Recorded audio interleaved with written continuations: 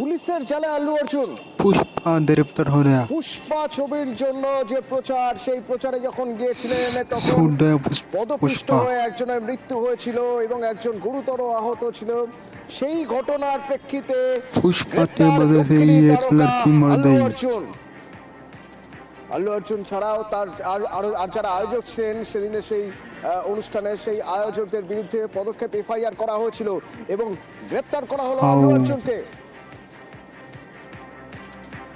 পুষ্পা ছবি এবং আল্লু অর্জুনের জনপ্রিয়তা, সেই জনপ্রিয়তায় গ্রেপ্তার প্রচুর পরিমাণে ভিড় হয়েছিল সেদিন এবং সেই প্রেক্ষাগৃহের বাইরে সেখানে দরজা ভেঙে, একরকম দরজা ভেঙে সবাই ভিতরে ঢুকে আসতে চাইছিলেন, গেট ভেঙে ভিতরে আসার সময় সেই সময় স্ট্যাম্পেড হয়, সেই সময় পদপিষ্ট হয়ে এক মহিলা এবং এক শিশু জখম হন।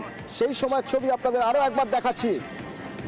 আজ আমাদের সেই ঘটনা যেখানে ওই মহিলার মৃত্যু